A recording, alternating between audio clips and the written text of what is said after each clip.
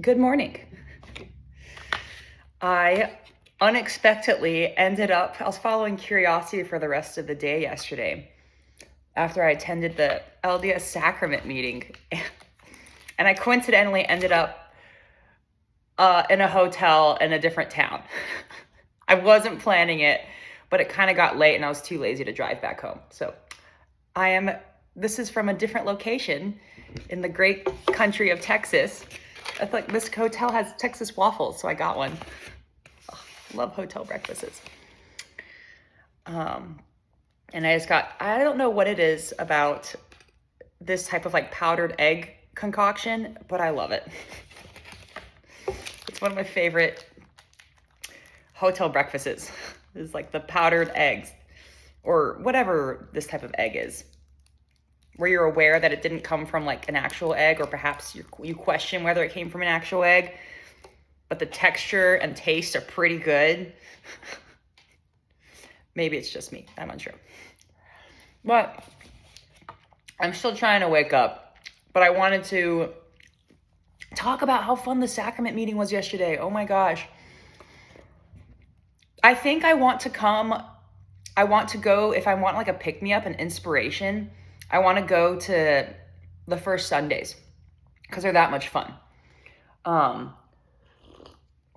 I only actually was able to stay for the first part because I had some other places I had to go. But, so cool. I am unfamiliar, so apologize what the terminology actually is. But every first Sunday within LDS, they have, it's something called fast. I think it's called fast. I call it Fast and Furious. The Fast and Furious Sunday, where people from the congregation, they can get up and just share a story or whatever feeling or emotion they're going through. It's so cool. And I didn't realize that it was that day that they were doing that type of service. And so when I got there, I actually reached out to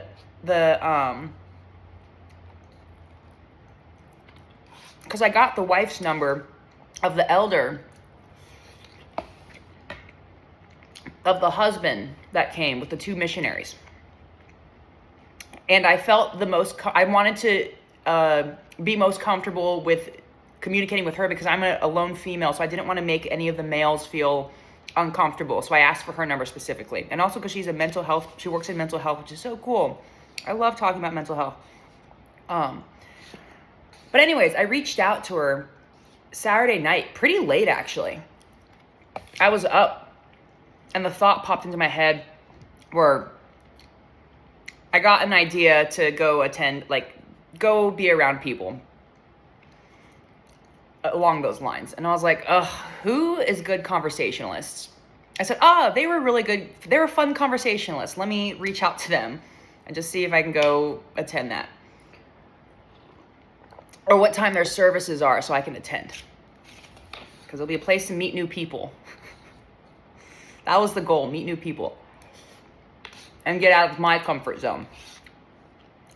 And it coincidentally happened to be the Fast and Furious testimony week. Or a sermon. So after we sang a couple songs,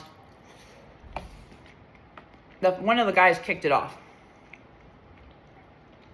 And, it was so touching. You could tell how nervous he was or what he was dealing with. There was obviously a heavy week. And actually 3 or 4 people went before me. And I leaned over being like, oh my gosh, can anyone just get up and say whatever they want? Or just share something? And she's like, yeah. And I was like, what? Can I get up there? And she's like, yeah, if you want to. And I was like, I'm going to do it. Okay, I'm going to do it. Because the people before me were so inspiring. One of them was this like little boy, and he talked about how, I believe it was his sibling that got her tonsils out, or her appendix. It was like a tonsils or appendix out. And he was talking about how it was scary and how he was trying to be brave. And I forget what he said, but it was just so adorable to hear him get up there and just talk about something that was obviously scary, right? How scary is it? The kid must have been like 8 or 9. And he had a sibling that underwent surgery, general surgery. And if anyone's ever perceived or experienced someone coming out of general surgery, even as a child, it's scary. You're unfamiliar with it. You're normally seeing your sibling running around, playing, being happy. And then all of a sudden, they're getting rushed to or they're having this surgery. They're crying, they're confused, you're confused too. Oh, it was so beautiful what he shared. It was so sweet. And then there was the first man that started, I forget what he said, but there was two or three people that got up that talked about how this week was particularly challenging in their lives. Something occurred where they're just facing difficulty.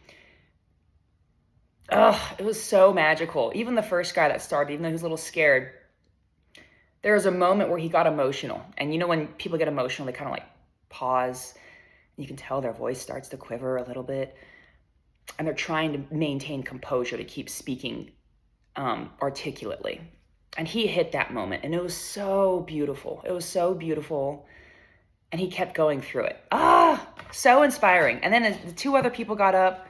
One woman just you could feel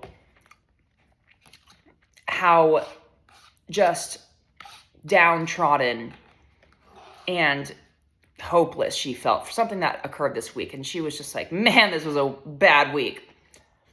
She said it in different terms. But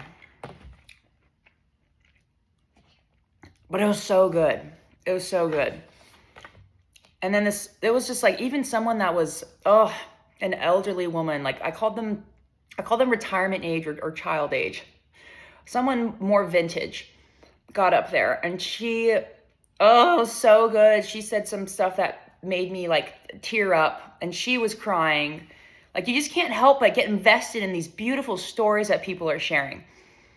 And so I was so inspired, and I always talked about in my videos about how the paradigm embraces open vulnerability and facing your fears. Getting up on this stage is not easy.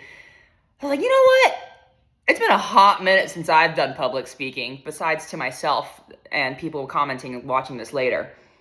Let me try this. Let me get up there. I'm going to do it. Oh, it was so much fun. And so I coincidentally, I brought that magazine because I was done with it. The Jesus Time Special Edition. And I bought it because I was it's been a bummer of a week, man. If you're following along with any of my videos, some of the actions of others are just so bizarre. And so I was bummed. And so I went to Barnes & Noble to do a pick-me-up for myself.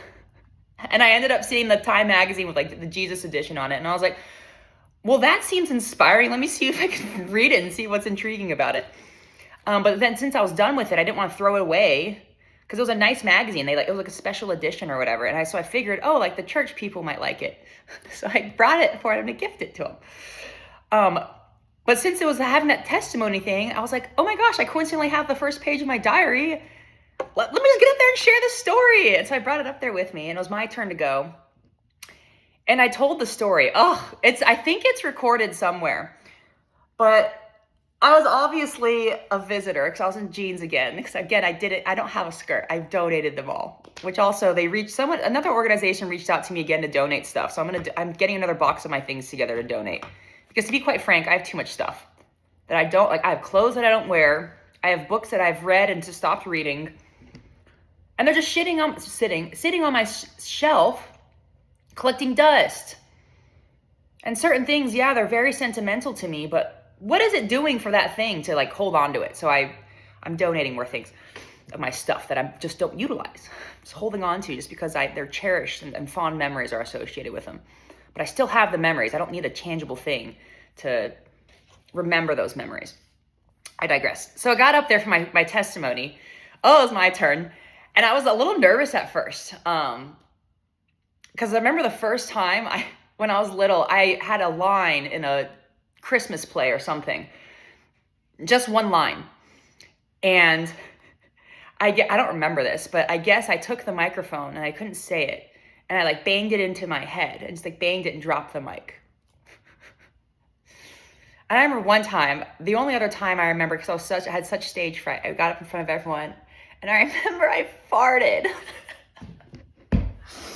I was like 6 or 7, I think. I was a small kid, and I was so scared that I farted, and like people laughed, and I just couldn't speak. I was just like,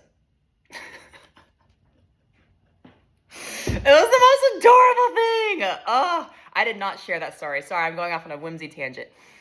So when I got up there, I was sitting with the people because it wasn't my turn because someone else was speaking. And so it was my turn. I was like, oh, hello, everyone. I'm obviously a visitor. I'm not actually a member of the LDS paradigm, but I am so inspired by being here because of all the people that are just getting up and sharing their vulnerability. And so it made me want to be openly vulnerable too and try it out. And so I actually, this all started coincidentally because I was donating a book at a local book exchange. This is how my whole LDS thing started, okay? I finished reading a book, and so I went to this local book exchange, like the free libraries, and I put the book there and as I was there, I was looking for another book. I was like, well, since I'm here donating a book, let me just see what's available. And as I was browsing the different choices, there was one book that I passed over because I was like, oh, I deemed it as irrelevant because I just thought there was nothing in it that I wanted to read. And that book was the Book of Mormon. And I said this in front of the church. This is what I said. And that book was the Book of Mormon. And I passed it over because I didn't want to read it. I deemed it as irrelevant.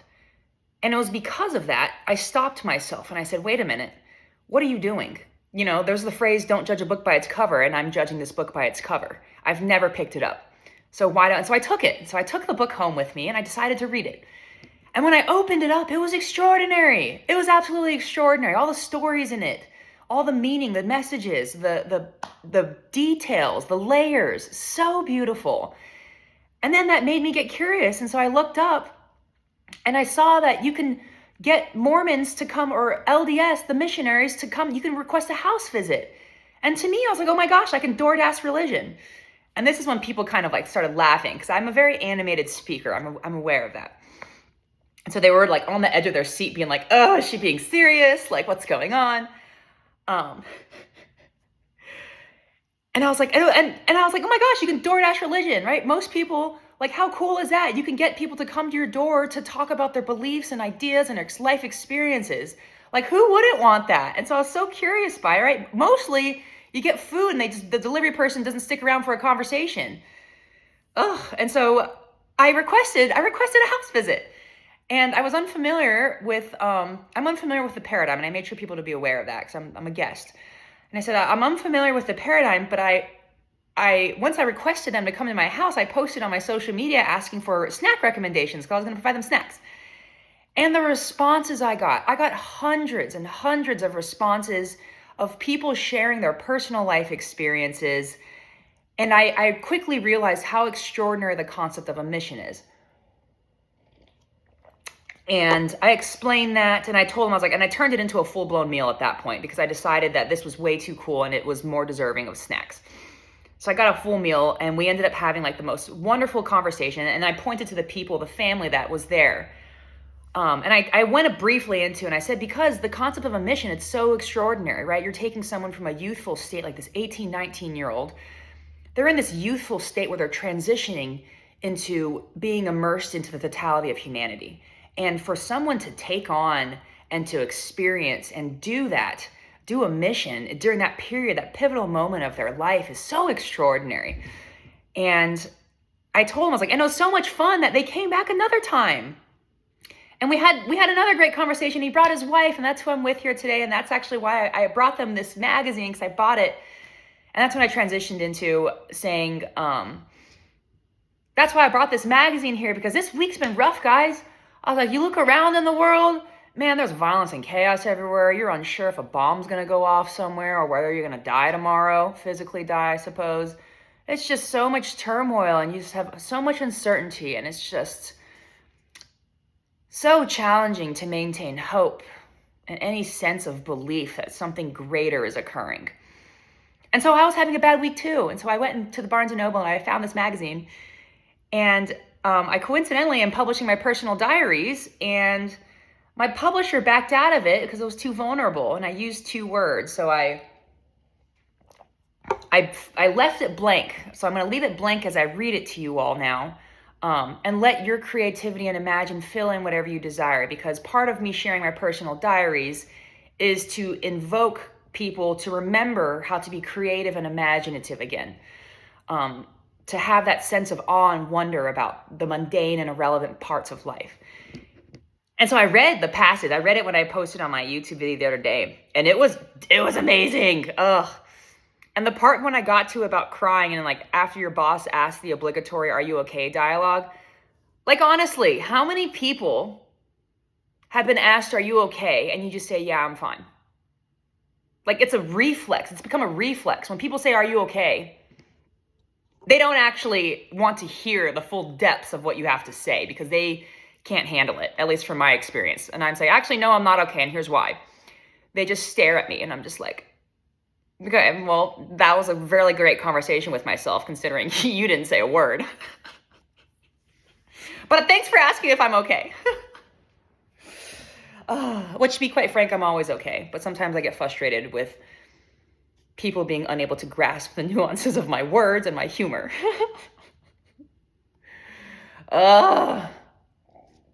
So much fun, though. Anyways, when I got to that point, because, right, what would someone do? I told everyone, I said, guys, if you want a day off of work and you just don't feel like working one day, just cry. Just cry and go to your boss and say that, can you ask to go home because you're just going through some things. But make sure you've cried and have the red eyes, because if they don't allow you to go home, then, you know, it's going to play on their conscience. They're going to be like, am I a bad boss? Like they must be going through something and I forced them to stay at work and they're crying and falling apart. Oh, yes, go home, please. Get yourself together. And no one found that funny. They were all just like looking at me like gripping their seats. Like, what is she going to say next? Anyways, after I finished and I said, so thank you everyone for the warm welcome I've had. And teaching me and demonstrating, you know, it's okay to be openly vulnerable and not be afraid. Which is why I got up here. So thank you guys. And I'm unfamiliar again with, because everyone was saying some final saying that the rest of the audience would repeat back. And I wasn't sure what it was. And so because I always in my videos, I say, peace be with you. And so I didn't want to do that because I'm familiar. I'm aware that it comes from Catholicism. And every paradigm has their own saying that they like to utilize, but I just was unfamiliar with whatever they utilize at the end. But I did think about saying like, peace be with you. Because who doesn't like the word peace, right? And the peace sign, it's like little testament to my Asian heritage. But I just said, thank you, and walked off the stage, and it was just like dead silent. Not a single word. No one said anything. You could hear like everyone breathing. So I was just like, I thought maybe they would still like, you know, say back the saying, or, you know, someone would say something. I don't know. But a couple people after me got up. I think three other people got up after me and shared their testimonies. It was so extraordinary too, just to hear them say touching words and just be brave and get up there. And we actually went over today with how many people wanted to share whatever, you know, the Fast and Furious. So we actually didn't even sing the final hymnal because we were running over. And it was so cool. It was so cool to be there. And so now I've decided I kind of want to go to First Sundays, Fast and Furious Sundays. But I'm just waiting for invites because I value my presence. And if people valued my presence, they would naturally and send an invite. And if that invite included free stuff, I would probably show up. Like if someone wanted me to visit somewhere to attend some service, even if it was in like Nigeria, I would go. Even if it was in Brazil, I'd go. Especially if they paid for the plane ticket. Those plane tickets are expensive. I love it. It's so much fun to experience. And I just can't help but be inspired. So it's a bummer no one's offering that, because I would definitely take them up on that. It was so much fun. But there are other things I can do with my curiosity. So, like now, I've decided actually, starting November 11th, to kick off my curiosity adventure and my book release. handing out my personal diary to people for free or giving them the link, because traditional publishing is a bit boring for my tastes. And I'm not the one missing out on anything, right? A publisher, I thought they would enjoy monopoly money, right? If anyone has ever read my diary yet or aspects of it, they're going to realize how extraordinary some of the writing is. And for someone to pass up, a publisher to pass up free money, guys, there is a limit. There is a price on fear, and I found it. Because I wrote, or I said in my last video, my publisher, I only accepted a hybrid deal. I said, no, I'm only accepting a hybrid deal. You're not giving me a traditional deal. That's not for me. And they were eager about it, because a hybrid deal, I'm putting a significant chunk of my money forward. I had a lot of money saved that I was put forward. And they backed out. They got cold feet. And I was like, you guys are aware that I'm paying for a lot of this. I don't even need you, but I thought it'd be nice of me to include you on this whimsical journey. And they said, no, you can keep your money. We don't want money. Just kidding. We are greedy, but we're not that greedy. And I said, okay, it's fine by me. But so now I have a lot of money. Well, for my publishing. This is for my marketing campaign. And so November 11th, actually, I'm coincidentally going to Minnesota. And I plan on I'm just there for 3 days. And I don't know, that's why I like Southwest, because you can change your flights and just get credit. So depending on, how I'm feeling, I might just fly somewhere else. Just like how I ended up here today. Like, did not anticipate getting a hotel from following my curiosity yesterday. But here I am, and thankfully I packed fishing gear at least, so I'm gonna go fishing after this. Because look at my view. It's so beautiful. Look at that beautiful water. Just look past the parking lot, look past the man-made constructs, and just see the nature and the changing a little bit of the fall colors. Isn't it so extraordinary? Ooh, that reminds me, I actually do want to go camping at a state park. Lost Maples State Park. It's sentimental to me, so maybe I'll do that now that the weather's cooler. Let me eat I have 8 minutes left on my episode. Eat my Texas waffle. But yes, this also made me realize if I'm going to follow, because curiosity strikes me at the most inopportune times. Like when I left my house yesterday, I did not anticipate ending up in another town and staying overnight. So I'm thinking I need to pack, which actually in my car, I have, coincidentally, I have a first aid kit, because I took some of the things I had from my dentistry days, because I used to sedate patients, do surgeries under IV sedation. So I have I'm very familiar with like emergency, what's it called? I don't even know what they're called. Emergency situations where like physical harm is underneath. Like I have sutures in there. I have like anesthetic. Like I'm ready. Like if I get like a cut or something, I know how to suture myself. I know how to give myself an IV, right? It doesn't bother me. I might pass out during it, but I'll wake up and I'll finish the job. To be quite fair, I haven't passed out yet from the oopsies I've done to myself and had to repair. Because the person that normally stitches me up doesn't want to hang out with me. That'd be nice. It's a lot easier. Gosh, even one time, I tried to give myself braces. That is very challenging and very tiring to place brackets on your teeth. Oh, and I even I've given myself an injection before in the front, because when I bleached my teeth, my teeth got so sensitive, because they always tell you when you bleach your teeth, if you don't do it chronically, bleaching your teeth isn't like whitening them. If you don't do it chronically, you'll be fine. But if you do it like acutely, like every day, you're like putting on bleaching trays, you're gonna do some damage to your teeth. However, I don't do that. I only do it very, very sporadically. Once in a blue moon. Which actually, I think tonight's a full moon. I kept seeing it on the news about perigee or apogee. I forget which one it was. Perigee's closest, I believe. Anyways, I whiten my teeth once in an eclipse moon. Once in an eclipse. But when I do it, I like to be efficient. So I get the highest percentage that I could buy, or actually acquire, because I'm a dentist, I could acquire the higher concentrates. And I would sleep with my bleaching trays in overnight. Oh, do not recommend. Do not recommend. I haven't done it in a while. My teeth are kind of getting a little yellow from all the coffee I drink.